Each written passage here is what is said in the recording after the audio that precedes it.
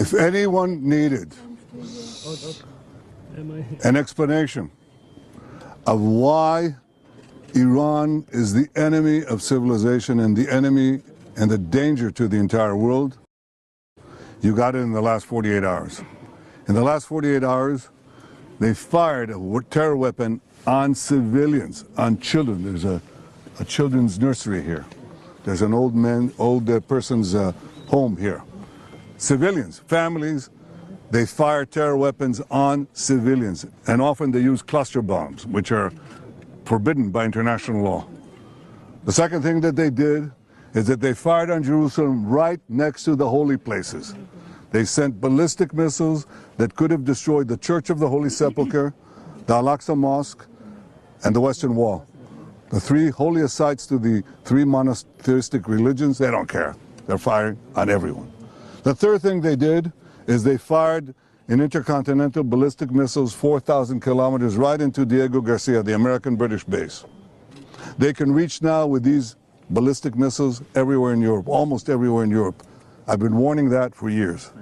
The fourth thing that they did is that they shut down the important maritime strait of Hormuz, trying to blackmail the world with oil terror blackmail.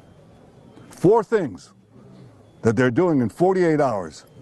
And I asked the leaders of the world, the leaders of the free world, the leaders of the moderate states, what more are you waiting for? President Trump has correctly said that Israel, the United States and Israel in this great partnership, we're fighting the battle not only for ourselves, but for all of you. And he asked a simple question, where are you?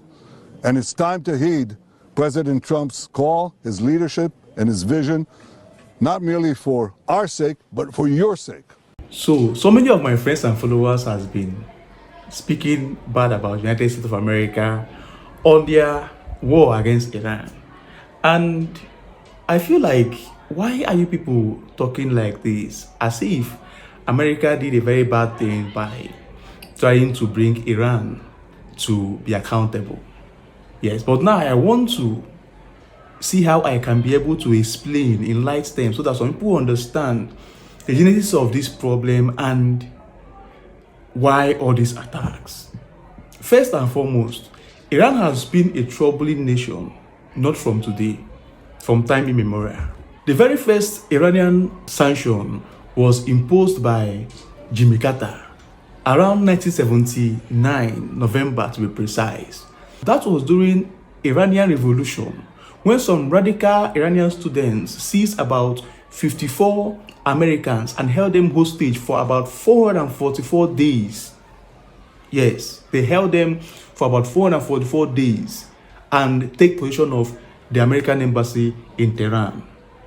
That was around 4th of November 1979. So in response to that particular action by the radical Iranian students, President Jimmy Carter of the United States of America, as of then, froze about $12 billion of worth of assets of Iranians in the United States of America, and also banned Iranians from importing into United States of America. And these sanctions were lifted in January 1981 when they released those hostages held in their country.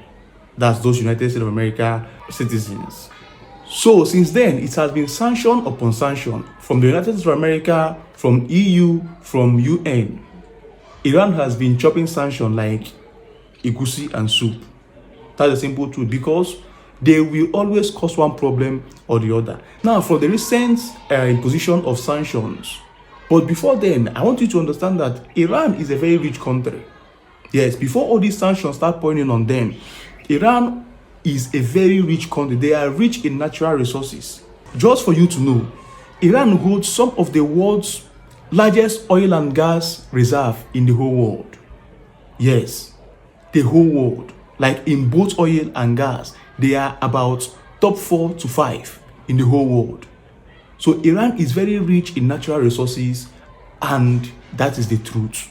Every day, Iran has the capacity of exporting about 1.3 to 1.9 barrels of crude oil every single day. That is how rich they are in oil and natural gas. So this country is blessed. But what happened? Because of their rascality and radical actions, they have been eating sanctions, and the only way that they now survive is through selling their crude oil through to China in more of a reduced price, because China is like the highest purchase of crude oil. China they buy their oil pass. The other countries, they are not trading with them because they are under sanctions.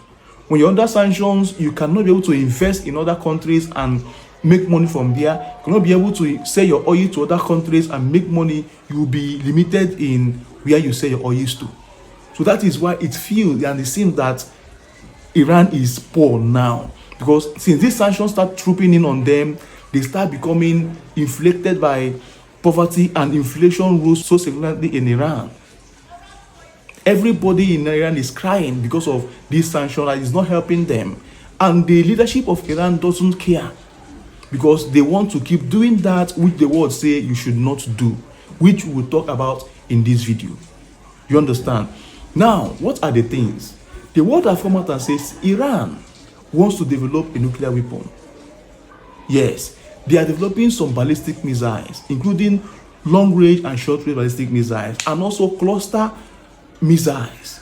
Cluster missiles are like missiles that when you shoot them off and amid air before they land on their target, they will also activate some other sub missiles from their body and to scatter all over.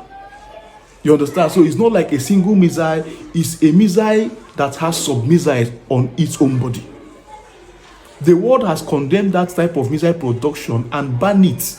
And the world has said Iran should stop the production of nuclear weapons, which they have been actively wanting to produce right from the 1990s, 1980s. Now, none of the GCC countries are even in support of them. Yes, Bahrain, Saudi Arabia, Kuwait, UAE, Oman, and Qatar, none of them is support of Iran. They have said in clear terms that if Iran happens to possess a nuclear weapon, that them too will have no other option than to have their own nuclear weapon. GCC countries are like Gulf Cooperation Council. They are like these 6 countries are listed now that came together to incorporate themselves in terms of defense and business. They have an agreement to defend each other against threats, and at the same time they do business together to progress their countries. And Iran has been threatening most of these countries during this war, and even before this war, they have been threatening most of these countries. And mind you, the world has said, Iran, if you must have these sanctions lifted, you will discontinue your nuclear weapon production, you will discontinue your missiles production, you will discontinue the human abuse, because human abuse is so much in Iran, and you will stop funding prosy militias like the Hezbollah, the Houthis, and the Hamas, and what have you. Iran has been funding them to be attacking Israel. This is on record, and some other countries that they don't like. Iran will fund them by corner. They will attack them. It is on record that even as this war is going on, Hezbollah is busy attacking Israel at the same time as Iran is attacking Israel. So it's not only Iran that's attacking Israel. Hezbollah is also attacking, raining missiles on Israel's soil. There is no neighboring country within that Middle East that Iran has never hit with missile. The Saudis would decide to enter with complete force with regards to this war. Iran is definitely going to be the biggest loser, because Arabia will activate its bilateral defense agreement with Pakistan, and it will rally the Arab and Muslim world. We are speaking of over 50 Muslim countries to have one target, is to put Iran on its place. So the last thing we want actually is to enter this war, and we want a political solution by any way. Definitely the best outcome would be for Iran to let go of the 3 major requests, or the 3 major issues, which is the militias, the nuclear ambitions, and also the ballistic missiles. Will there be a way through which the Americans and the Iranians find a way through which they can save the Iranians' face and have all these 3 demands to be applied without declaring complete surrender? That would be the greatest. Saudi Arabia has said that they are going to join the force if Iran continues to rain missiles on them or attack any of the energy facilities. Yes, they said this in clear terms, that they have a partnership with Pakistan. Like, they have a threat partnership with Pakistan. That partnership is that if either of the country is at risk or at threat, the other will join to defend the country. So if Saudi Arabia is going into war, or is going to align with USA and Israel to attack Iran, know that Pakistan will also join the Saudi to attack Iran. And believe me, if Saudi Arabia should rise and say they are attacking Iran, all of the GCC countries, Oman, Kuwait, Qatar, UAE, and will join. All of them will join. They have an agreement to defend each other. They're going to join. And when they join, what will happen? It will be messy. It will be messy. So Iran has been a very, very stubborn country. Right now, they don't have a leader. Right now, they don't have a single leader that they are listening to, because they run a system of military that is not centralized. And each region has their military, and they listen to a central command. And the agreement is that once they receive a threat, they should start firing. They should continue firing until a central commander commands them to stop firing. But now there is no central commander, which is the prime minister. So they cannot be able to stop. They will keep firing missiles on whoever they want to fire. That is how Iran works.